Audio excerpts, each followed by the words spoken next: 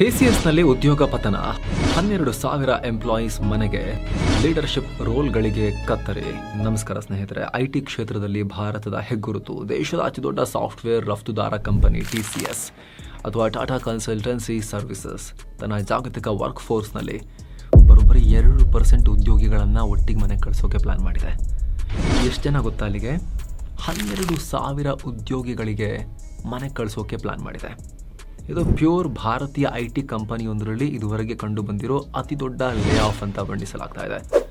ಅಷ್ಟೇ ಅಲ್ಲ, ಒಂದು ಕಾಲದಲ್ಲಿ ಉದ್ಯೋಗದಾತರಾಗಿದ್ದ ಈ ಐಟಿ ಕಂಪನಿಗಳು ಈ ವರ್ಷ ಹೊಸ ಎಂಪ್ಲಾಯಿಗಳನ್ನು ಹೈರ್ ಮಾಡ್ಕೊಳ್ಳೋದಕ್ಕೆ ಮುಂದೆ ಬರ್ತಾ ಇಲ್ಲ, ಇರೋರನ್ನ ಕೂಡ ಕಳಿಸ್ತಾ ಇದ್ದಾರೆ.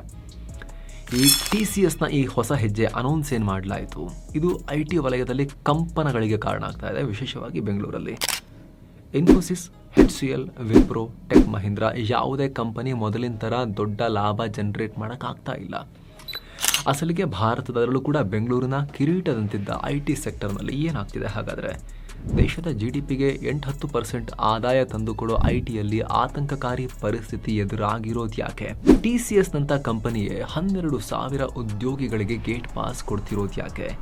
ಇದರಲ್ಲಿ ರಕ್ಕಸ ಸ್ವರೂಪಿ ಟೆಕ್ನಾಲಜಿ ಅಂತಿರೋ AI ಪಾತ್ರ ಏನು? ಎಲ್ಲವನ್ನ ನೋಡ್ತಾ ಹೋಗೋಣ. ಕಡೆ ತನಕ ಮಿಸ್ ಮಾಡಿದೆ ನೋಡಿ. TCSನಲ್ಲಿ ಭರ್ಜರಿ ಲೇ ಆಫ್, 12,000 ಉದ್ಯೋಗಿಗಳು ಮನೆಗೆ. ಸ್ನೇಹಿತರೆ, ಭಾರತದ ಅತಿದೊಡ್ಡ ಐಟಿ ಕಂಪನಿ, ಸಾಫ್ಟ್ವೇರ್ ರಫ್ತು ಮಾಡೋ ವಿಚಾರದಲ್ಲೂ ಉದ್ಯೋಗಿಗಳ ಸಂಖ್ಯೆಯಲ್ಲೂ ಅಗ್ರಗಣ್ಯವಾಗಿರೋ TCS ಭಾರಿ ಸಂಖ್ಯೆಯ ಉದ್ಯೋಗಿಗಳನ್ನ ಲೇ ಆಫ್ ಮಾಡ್ತಾ ಇದೆ.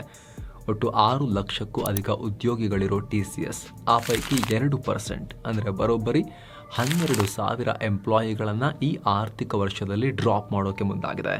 ಹಾಗಂತ ಈ ಹಿಂದೆ ಇನ್ಫೋಸಿಸ್ ಮಾಡಿದ್ದ ರೀತಿ ಹೊಸದಾಗಿ ಸೇರ್ಕೊಂಡಿರೋ ಟ್ರೈನಿಗಳನ್ನು, ಹೊಸ ಎಂಪ್ಲಾಯಿಗಳನ್ನು ಅಲ್ಲ, ಗಣನೀಯ ಪ್ರಮಾಣದಲ್ಲಿ ಮಿಡಲ್ ಮತ್ತು ಸೀನಿಯರ್ ಲೆವೆಲ್ ಉದ್ಯೋಗಿಗಳನ್ನು ತೆಗಿತೀವಿ ಅಂತ ಖುದ್ದು TCSನ CEO, chief executive officer K Krithivasan official ಆಗಿ ಹೇಳಿರೋದು ದೊಡ್ಡ ಕೋಲಾಹಲ ಕಾರಣ ಆಗಿದೆ. ಯಾಕಂದರೆ IT ಪ್ರಾಜೆಕ್ಟ್ಗಳನ್ನು ಲೀಡ್ ಮಾಡೋ ಪ್ರಾಜೆಕ್ಟ್ ಮ್ಯಾನೇಜರ್, ಪ್ರೋಗ್ರಾಮ್ ಮ್ಯಾನೇಜರ್ಗಳಂತ ಜವಾಬ್ದಾರಿ ನಿಭಾಯಿಸ್ತಿರೋರನ್ನ ತೆಗಿತಾ ಇದ್ದಾರೆ. ಲೀಡರ್ಶಿಪ್ ರೋಲ್ಗಳ ಸಂಖ್ಯೆ ಕಮ್ಮಿ ಮಾಡ್ತಾ ಇದ್ದಾರೆ. ಈ ಸುದ್ದಿ ಹೊರಬರ್ತಿದ್ದ ಹಾಗೆ TCS ಷೇರುಗಳ ಬೆಲೆಯಲ್ಲೂ ಕೂಡ ಶೇಕಪ್ ಆಗಿದೆ. ಕಂಪನಿ ಲೇ ಆಫ್ ಅನೌನ್ಸ್ ಮಾಡ್ತಿದ್ದ ಹಾಗೆ ಜಾಗತಿಕ ಹಣಕಾಸು ಸಂಸ್ಥೆ ಜೆಫ್ರೀಸ್ ಕೂಡ TCSಗೆ ಎಚ್ಚರಿಕೆ ಕೊಟ್ಟಿದೆ.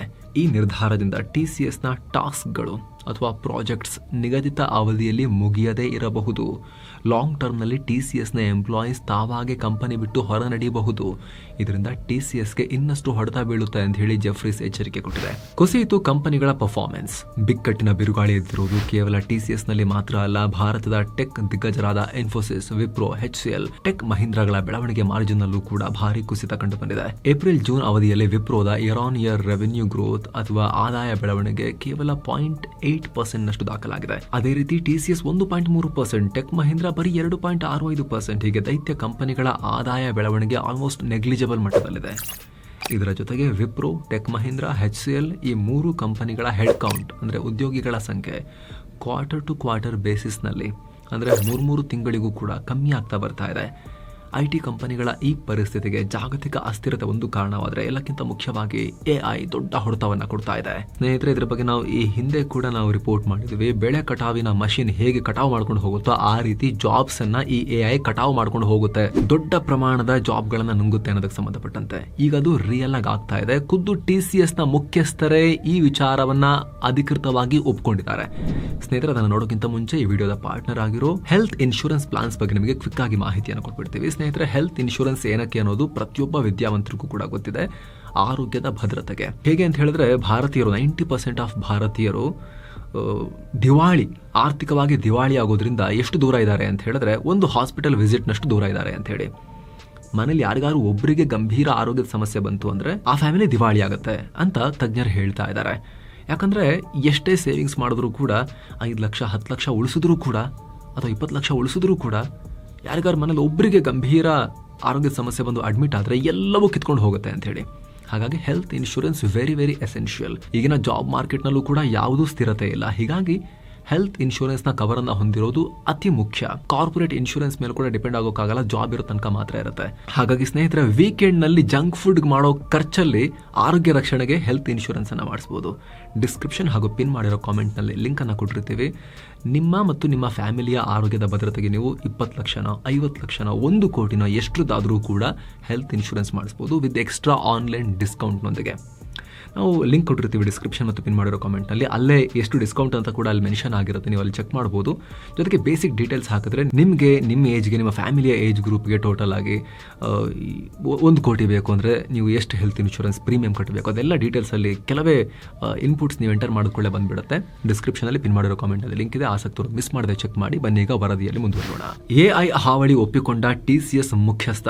ಸ್ನೇಹಿತರೆ, TCS CEO ಕೃತಿವಾಸನ್ IT ಕಂಪನಿಗಳು ಕೆಲಸ ಮಾಡೋ ವಿಧಾನ ಚೇಂಜ್ ಆಗ್ತಿದೆ ಅಂತ ಹೇಳಿದ್ದಾರೆ. Operating model ಬದಲಾಗ್ತಿದೆ.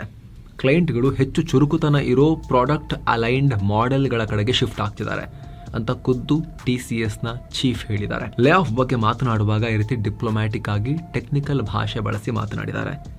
ಈ ಮಾತಿನ ಅರ್ಥ ಆಲ್ರೆಡಿ ಈ ಇಂಡಸ್ಟ್ರಿಯಲ್ಲರಿಗೂ ಗೊತ್ತಾಗಿರುತ್ತೆ. ಬಿಡಿಸಿ ಹೇಳಬೇಕು ಅಂತ ಹೇಳಿದ್ರೆ, ಚುರುಕುತನ ಇರೋ ಪ್ರಾಡಕ್ಟ್ ಅಲೈನ್ಡ್ ಮಾಡೆಲ್ ಅಂದರೆ ಬೇರೆ ಏನೂ ಅಲ್ಲ ಸ್ನೇಹಿತರೆ, AI ಆರ್ಟಿಫಿಷಿಯಲ್ ಇಂಟೆಲಿಜೆನ್ಸ್. IT ಕಂಪನಿಗಳ ಸಾಂಪ್ರದಾಯಿಕ ಕಾರ್ಯವಿಧಾನದ ಎಕ್ಸ್ಪೈರಿ ಡೇಟ್ ಮುಗಿದಿದೆ.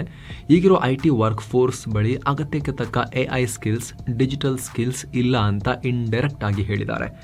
TCS ಕಂಪನಿನೇ ಸುಮಾರು 5.5 ಲಕ್ಷ ಉದ್ಯೋಗಿಗಳಿಗೆ ಬೇಸಿಕ್ AI ಸ್ಕಿಲ್ಗಳ ಟ್ರೈನಿಂಗ್ ಕೊಟ್ಟಿದೆ. ಜೊತೆಗೆ ಇನ್ನೂ ಸುಮಾರು 1 ಲಕ್ಷ ಜನಕ್ಕೆ ಅಡ್ವಾನ್ಸ್ಡ್ AI ಸ್ಕಿಲ್ಸ್ನ ಟ್ರೈನಿಂಗ್ ಕೊಟ್ಟಿದೆ. ಆದರೆ ಎಷ್ಟೇ ಟ್ರೈನಿಂಗ್ ಕೊಟ್ಟರು ಲೆವೆಲ್ 1, ಲೆವೆಲ್ 2 ಸ್ಕಿಲ್ಗಿಂತ ಮುಂದಕ್ಕೆ ಟ್ರೈನಿಂಗ್ ಕೊಡಕ್ಕೆ ಆಗ್ತಾ ಇಲ್ಲ. ಅದರಲ್ಲೂ ವರ್ಷಗಳ ಕಾಲ ಸಾಂಪ್ರದಾಯಿಕ ವಿಧಾನದಲ್ಲಿ ಕೆಲಸ ಮಾಡ್ತಿರೋ ಸೀನಿಯರ್ ಲೆವೆಲ್ ಉದ್ಯೋಗಿಗಳು ಎಂಟ್ರಿ ಲೆವೆಲ್ AI ಸ್ಕಿಲ್ಗಳನ್ನು ಕಲಿತಾ ಇಲ್ಲ. ಆದರೆ ಕ್ಲೈಂಟ್ಗಳಿಗೆ ಬೇಕಾಗಿರೋದು AI ಸ್ಕಿಲ್ಸ್ ಇರೋ ಪ್ರಾಜೆಕ್ಟ್ ಮ್ಯಾನೇಜರ್ಸ್. ಇದೇ ಕಾರಣಕ್ಕೆ ಸಾಕಷ್ಟು ಕ್ಲೈಂಟ್ಗಳು ಲೀಡರ್ಶಿಪ್ ರೋಲ್ಗಳಿಗೆ ತಾವೇ ಎಂಪ್ಲಾಯಿಗಳನ್ನ ಕರ್ಕೊಂಡ್ಬರೋಕೆ ಶುರು ಮಾಡಿದ್ದಾರೆ ಅಂತ TCS CEO ಅವ್ರು ಕೊಟ್ಟಿರೋ ಹೇಳಿಕೆ ಇದು. ಇದೆಲ್ಲವೂ ಹೇಳಿದ್ವಲ್ಲ, TCS ನ CEO ಕೊಟ್ಟಿರೋ ಹೇಳಿಕೆ. ಸ್ನೇಹಿತರೆ, ನಿಮ್ಗೆ ಗೊತ್ತಿರಬಹುದು, ಕಳೆದ ಕೆಲ ವರ್ಷಗಳಿಂದ ಭಾರತದ IT ಕಂಪನಿಗಳಿಗೆ ಸರಿಯಾಗಿ ಪ್ರಾಜೆಕ್ಟ್ಸ್ ಬರ್ತಾ ಇಲ್ಲ. ಮುಂಚೆ ಎಲ್ಲ $2 ಬಿಲಿಯನ್, $1 ಬಿಲಿಯನ್, $500 ಮಿಲಿಯನ್ ಈ ಥರದ್ದೆಲ್ಲ ಪ್ರಾಜೆಕ್ಟ್ಸ್ ಬರ್ತಾ ಇದ್ವು. 2 ವರ್ಷ 3 ವರ್ಷ ತುರ್ಸ್ಕೊಳಕ್ಕೆ ಪುರ್ಸೋತಿರಲಿಲ್ಲ, ಅಷ್ಟು ಕೆಲಸ ಇರ್ತಿತ್ತು. ಆದರೆ ಡೌನ್ ಆಗಿದೆ. ಯುಕ್ರೇನ್ ಯುದ್ಧ, ಇಸ್ರೇಲ್ ಯುದ್ಧ ಮತ್ತಿತರ ಕಾರಣಗಳಿಂದ ಅಮೆರಿಕ, ಯುರೋಪ್ನಲ್ಲಿ ಸ್ವಲ್ಪ ಮಟ್ಟದಲ್ಲಿ ಆರ್ಥಿಕ ಹಿಂಜರಿತ ಇದ್ದಿದ್ದರಿಂದ ಪ್ರಾಜೆಕ್ಟ್ ಬರ್ತಾ ಇರಲಿಲ್ಲ. ಆ ದೇಶಗಳ IT ಸ್ಪೆಂಡಿಂಗ್ ಡೌನ್ ಆಗಿತ್ತು. ಕಾಸ್ಟ್ ಸೇವಿಂಗ್ಗೆ ಹೆಚ್ಚು ಮಹತ್ವ ಕೊಡ್ತಾ ಇದ್ದ ವಿದೇಶಿ ಕಂಪನಿಗಳು IT ಸೇವೆಗಳ ಔಟ್ಸೋರ್ಸಿಂಗ್ ಕಮ್ಮಿ ಮಾಡಿದ್ವು. ಇದರಿಂದ ಔಟ್ಸೋರ್ಸಿಂಗ್ ಆದಾಯದ ಮೇಲೆ ಹೆಚ್ಚು ಡಿಪೆಂಡ್ ಆಗಿದ್ದ ಭಾರತದ IT ಇಂಡಸ್ಟ್ರಿ ಕೂಡ ಸ್ಲೋ ಡೌನ್ ಆಯಿತು. ಈಗ ಹೊಸ ರಾಕ್ಷಸ ಬಂದಿದೆ. ಯಾವ ಹೊಸ ರಾಕ್ಷಸ? AI ಅನ್ನೋ ಹೊಸ ರಾಕ್ಷಸ. ಒಂದು ಮಟ್ಟಕ್ಕೆ ಪ್ರಾಜೆಕ್ಟ್ಗಳು ಬರ್ತಾ ಇದ್ದಾವೆ, ಆದರೆ ಅವುಗಳ ಜೊತೆಗೆ ಹೊರಗಿನಿಂದ ಪ್ರಾಜೆಕ್ಟ್ ಮ್ಯಾನೇಜರ್ಗಳು ಕೂಡ ಬರ್ತಿದ್ದಾರೆ. ಪರಿಣಾಮ, ಇಲ್ಲಿ ಈಗ ಆಲ್ರೆಡಿ ಇರೋ ಮ್ಯಾನೇಜರ್ಗಳು, AI ಸ್ಕಿಲ್ಸ್ ಇಲ್ಲದ ಉದ್ಯೋಗಿಗಳು, ಎಂಪ್ಲಾಯೀಸ್ ಅನ್ಡಿಪ್ಲಾಯಬಲ್ ಲಿಸ್ಟ್ ಸೇರ್ಕೊಳ್ತಿದ್ದಾರೆ. ಅಂದರೆ ಈಗಿನ ಪ್ರಾಜೆಕ್ಟ್ಗಳಿಗೆ ಅವರ ಸ್ಕಿಲ್ ಸೂಟ್ ಆಗ್ತಿಲ್ಲ, ಅಥವಾ ಕ್ಲೈಂಟ್ಸ್ಗೆ ಅವರ ಸ್ಕಿಲ್ ಸಮಾಧಾನ ತರ್ತಾ ಇಲ್ಲ ಅನ್ನೋ ರೀತಿಯಲ್ಲಿ TCS ನ CEO ಹೇಳಿಕೆ ಕೊಟ್ಟಿದ್ದಾರೆ. ಈಗ IT ಕಂಪನಿಗಳಲ್ಲಿ ಪರಿಸ್ಥಿತಿ ಯಾವ ರೀತಿ ಇದೆ ಅಂದರೆ, ಒಂದು ವಿದೇಶಿ ಕಂಪನಿ ಭಾರತದ ಯಾವುದೋ ಕಂಪನಿಗೆ ಪ್ರಾಜೆಕ್ಟ್ ಕೊಡ್ತಾ ಇದೆ ಅಂದರೆ, ಆ ಪ್ರಾಜೆಕ್ಟ್ನಲ್ಲಿ ಕೆಲಸ ಮಾಡೋ ಟೀಮ್ನ ಆ ವಿದೇಶಿ ಕಂಪನಿ ಅವರೇ ಹೊತ್ಕೊಂಡ್ ಬರ್ತಾ ಇದ್ದಾರೆ. ಹೊತ್ಕೊಂಡ್ ಬಂದಿಲ್ಲ ಅಂದ್ರೂ ಇಲ್ಲೇ ರಿಕ್ರೂಟ್ ಮಾಡ್ತಾರೆ, ಅಂದರೆ ಅವರೇ ಇಂಟರ್ವ್ಯೂ ಮಾಡ್ತಿದ್ದಾರೆ ಸಪರೇಟ್ ಆಗಿ.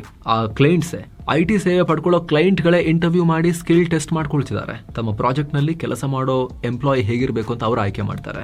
ಸಪೋಸ್ ಒಬ್ಬ ಎಂಪ್ಲಾಯಿ ಆ ಇಂಟರ್ವ್ಯೂಗಳನ್ನ ಪಾಸ್ ಮಾಡ್ತಿಲ್ಲ ಅಂತ ಹೇಳಿದ್ರೆ, ಪ್ರಾಜೆಕ್ಟ್ಗಳಿಗೆ ಬೇಕಾದ ಸ್ಕಿಲ್ ಇಲ್ಲ ಅಂತ ಡಿಸಿಷನ್ಗೆ ಬರ್ತಾ ಇದ್ದಾರೆ. ಅವಾಗ ಏನಾಗುತ್ತೆ, ಆ ರೀತಿ ಪ್ರಾಜೆಕ್ಟ್ ಸಿಗದ ಅವಧಿ ಇರುತ್ತಲ್ಲ ಎಂಪ್ಲಾಯಿದು, ಬೆಂಚ್ ಟೈಮ್ ಅಂತ ಅವ್ರನ್ನ ಅಲ್ಲಿ ಕೂರಿಸ್ತಾರೆ. ಕ್ರಿಕೆಟ್ನಲ್ಲಿ ಪ್ಲೇಯಿಂಗ್ 11 ಬಿಟ್ಟು ಉಳಿದವರು ಬೆಂಚ್ ಕಾಯಿಸೋ ರೀತಿ IT ಯಲ್ಲೂ ಕೂಡ ಪ್ರಾಜೆಕ್ಟ್ ಸಿಗದವರು ಬೆಂಚಲ್ಲಿರ್ತಾರೆ. ಒಬ್ಬ ಎಂಪ್ಲಾಯಿ ಬೆಂಚ್ ಟೈಮ್ ಜಾಸ್ತಿ ಆಗ್ತಿದ್ದ ಹಾಗೆ ಆತ ಕಂಪನಿಗೆ ನಿರುಪಯುಕ್ತ ಆಗ್ತಾ ಹೋಗ್ತಾನೆ. ಲೇ ಆಫ್ ಲಿಸ್ಟ್ನಲ್ಲಿ ಆತ ಬರೋ ಚಾನ್ಸಸ್ ಜಾಸ್ತಿ ಆಗ್ತಾ ಹೋಗುತ್ತೆ. ಇದು ಲೀಡರ್ಶಿಪ್ ರೋಲ್ಗಳ ಕಥೆ ಆಯಿತು. IT ಎಂಟ್ರಿ ಲೆವೆಲ್ ಉದ್ಯೋಗಗಳಂತೂ ಇನ್ನೂ ಭಯಾನಕವಾಗಿದೆ ಸಿಚುವೇಶನ್. ಒಂದಷ್ಟು ವರದಿಗಳ ಪ್ರಕಾರ ಭಾರತದ 55% to 60% IT ಎಕ್ಸ್ಪೋರ್ಟ್ಸ್, ಅಂದರೆ ಅಷ್ಟು ಆದಾಯ ಬರ್ತಿರೋದು basic coding, software testing, customer support ಹಾಗೂ BPOದಂತಹ ಲೋ ಸ್ಕಿಲ್ ಸರ್ವಿಸಸ್ ಇಂದ. ಆದರೆ ಈ ಕೆಳ ಹಂತದ ಸ್ಕಿಲ್ನ ಸರ್ವಿಸಸ್ಗಳನ್ನ ಕೂಡ ಈಗ AI ರಿಪ್ಲೇಸ್ ಮಾಡ್ತಿದ್ದಾವೆ. ಪೂರ್ತಿಯಾಗಿ ಎಲ್ಲ AIನೇ ಮಾಡಿಬಿಡ್ತಾ ಇದ್ದಾವೆ ಅಂತ ಅಲ್ಲ. ಮುಂಚೆ 10 ಜನ ಮಾಡ್ತಾ ಇದ್ದ ಕೆಲಸವನ್ನ ಈಗ AI ಸಹಾಯದೊಂದಿಗೆ ಒಬ್ಬನೇ ವ್ಯಕ್ತಿ ಮಾಡೋ ರೀತಿ ಆಗ್ತಾ ಇದೆ ಅಂತ.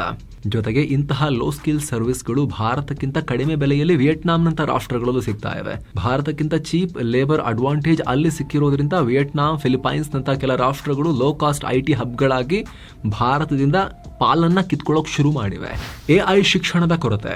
ಸ್ನೇಹಿತರೆ, 2025 ಅಂತ್ಯಕ್ಕೆ ಭಾರತದ IT ಇಂಡಸ್ಟ್ರಿಯ 70% ಕೆಲಸಗಳು ಆಟೋಮೇಟ್ ಆಗ್ಬಿಡಬಹುದು ಅಂತ ಒಂದಷ್ಟು ರಿಪೋರ್ಟ್ಸ್ ಹೇಳ್ತಿವೆ. ಆದ್ರೆ AI ನಿಂದ ಆಗ್ತಿರೋ ಈ ಆಟೋಮೇಷನ್ಗೆ ಸೆಡ್ಡು ಹೊಡೆದು ಸ್ಕಿಲ್ಡ್ ವರ್ಕ್ ಫೋರ್ಸ್ ಹುಟ್ಟಾಕೋ ಅಡ್ವಾನ್ಸ್ಡ್ ಶಿಕ್ಷಣ ಭಾರತದಲ್ಲಿ ಉತ್ತಮ ಕ್ವಾಲಿಟಿಯಲ್ಲಿ ಸಿಗ್ತಾ ಇಲ್ಲ. ಭಾರತದ ಎಂಜಿನಿಯರಿಂಗ್ ಕಾಲೇಜ್ಗಳಲ್ಲಿ ಇನ್ನೂ ಸಾಂಪ್ರದಾಯಿಕ IT ಸ್ಕಿಲ್ಗಳನ್ನ ಹೇಳ್ಕೊಡ್ಲಾಗ್ತಿದೆ. AI ಆಮೇಲೆ ಮಷಿನ್ ಲರ್ನಿಂಗ್ ಅಂತೆಲ್ಲ ಶುರು ಮಾಡಿದ್ರು ಕೂಡ ವರ್ಲ್ಡ್ ಕ್ಲಾಸ್ ಎಜುಕೇಶನ್ ಸಿಗ್ತಾ ಇಲ್ಲ ಬಹುತೇಕ ಕಾಲೇಜ್ಗಳಲ್ಲಿ. ಜಾವಾ, ಪೈಥಾನ್, ಲಿನಕ್ಸ್ ಕಾನ್ಸೆಪ್ಟ್ಗಳನ್ನೇ ಈಗಲೂ ವಿದ್ಯಾರ್ಥಿಗಳು ಕಲಿತಿದ್ದಾರೆ ಹೆಚ್ಚಿನ ಕಾಲೇಜ್ಗಳಲ್ಲಿ. ಆದರೆ AI ಸ್ಕಿಲ್ಸ್ಗೆ ಅತ್ಯವಶ್ಯಕವಾಗಿರೋ ಮಷಿನ್ ಲರ್ನಿಂಗ್ ಆಲ್ಗೊರಿಥಮ್ಗಳು, ಡೇಟಾ ಸೈನ್ಸ್, ಕ್ಲೌಡ್ ಕಂಪ್ಯೂಟಿಂಗ್ ಕಾನ್ಸೆಪ್ಟ್ಗಳು, ಡಾಕರ್ ಹಾಗೂ ಕ್ಯುಬರ್ನೆಟಿಸ್ ನಂತಹ ಟೂಲ್ಗಳ ಬಗ್ಗೆ ಅವೇರ್ನೆಸ್ ಮೂಡಿಸ್ತಿರೋದು ಅಷ್ಟಕ್ಕಷ್ಟೇ. ಹಾಗಾಗಿ ಇವತ್ತಿನ AI ಡ್ರಿವನ್ ವರ್ಲ್ಡ್ ನಲ್ಲಿ ಇವೆಲ್ಲ ಇರ್ರೆಲೆವೆಂಟ್ ಆಗ್ತಾ ಇದಾವೆ. ಬೇಗ ಫಾಸ್ಟ್ ಆಗಿ ಬದಲಾವಣೆ ಆಗ್ತಾ ಇದೆ. IT ಕ್ಷೇತ್ರದಲ್ಲಿ ಎಂಪ್ಲಾಯಿಗಳನ್ನ AI ರಿಪ್ಲೇಸ್ ಮಾಡೋದ್ರಿಂದ ಕಂಪನಿಗಳಿಗೆ ಕನಿಷ್ಠ 20% ಪ್ರೊಡಕ್ಟಿವಿಟಿ ಗೇನ್ ಸಿಗ್ತಾ ಇದೆ. ಅಂದ್ರೆ 20% ಕಡಿಮೆ ಟೈಮ್, 20% ಕಡಿಮೆ ಎಂಪ್ಲಾಯಿಗಳ ಮೂಲಕ ಮೊದಲಿನಷ್ಟೇ ಔಟ್ಪುಟ್ ತರೋಕೆ ಸಾಧ್ಯ ಆಗ್ತಾ ಇದೆ. ಇದನ್ನ IT ಕಂಪನಿಗಳು ಓಪನ್ ಆಗಿ ಹೇಳ್ಕೊಳ್ತಿವೆ. ಅಲ್ಲದೆ ಈ ಮಾರ್ಜಿನ್ ಮುಂದೆ ಇನ್ನೂ ಜಾಸ್ತಿ ಆಗಬಹುದು. ಫ್ಯೂಚರ್ ನಲ್ಲಿ IT ಇನ್ನಷ್ಟು AI ಹಾಗೂ ಅಡ್ವಾನ್ಸ್ ಟೆಕ್ನಾಲಜಿಗಳ ಕಡೆಗೆ ಮುಖ ಮಾಡುತ್ತೆ. ಹಾಗಾಗಿ AI, machine learning, data science, cloud computing ಕ್ಷೇತ್ರಗಳಲ್ಲಿ ಡಿಮಾಂಡ್ ಹೆಚ್ಚಾಗುತ್ತೆ. ಆ ಸ್ಕಿಲ್ಸ್ ಇಂಪಾರ್ಟೆಂಟ್ ಆಗುತ್ತೆ. ಇನ್ನು ಮುಂದೆ IT ಕಂಪನಿಗಳಲ್ಲಿ ಸಣ್ಣ ಸಂಖ್ಯೆಯಲ್ಲಿ ಹೈರಿಂಗ್ ಮಾಡಿದ್ರು ಕೂಡ ಇಂಥ ಸ್ಕಿಲ್ ಇರೋರನ್ನೇ ಹುಡುಕ್ತಾರೆ. ಹಾಗಾಗಿ ಅಂತ ಸ್ಕಿಲ್ಗಳನ್ನ ಟೆಕ್ ಕ್ಷೇತ್ರದಲ್ಲಿ ಬೆಳೆಸ್ಕೊಳ್ಳೋದು ವೆರಿ ಇಂಪಾರ್ಟೆಂಟ್. ವಿದೇಶಿ ಕ್ಲೈಂಟ್ಗಳಿಗೆ ನಮ್ಮಲ್ಲೇ ಸ್ಕಿಲ್ಡ್ ಪ್ರೊಫೆಷನಲ್ಸ್ ಇದಾರೆ ಅನ್ನೋ ಪೊಸಿಷನ್ಗೆ IT ಕಂಪನಿಗಳು ಬರಬೇಕು. ದೊಡ್ಡ ಪ್ರಮಾಣದಲ್ಲಿ ಈ ದೇಶ ಹೇಗೆ ಕೋಡಿಂಗ್ ಮಾಡೋರನ್ನ ಹುಟ್ಟು ಹಾಕ್ತೋ ಅದೇ ರೀತಿ ನಮ್ಮಲ್ಲಿ ಈಗ ದೊಡ್ಡ ಪ್ರಮಾಣದಲ್ಲಿ ಲಕ್ಷ ಸಂಖ್ಯೆಯಲ್ಲಿ ನಾವು ಆರ್ಟಿಫಿಷಿಯಲ್ ಇಂಟೆಲಿಜೆನ್ಸ್ ಮತ್ತು ಮಷಿನ್ ಲರ್ನಿಂಗ್ ಹಾಗೂ ಕ್ಲೌಡ್ ಕಂಪ್ಯೂಟಿಂಗ್, ಡೇಟಾ ಸೈನ್ಸ್ ಇಂಜಿನಿಯರ್ಗಳನ್ನ ಹುಟ್ಟು ಹಾಕಬೇಕು.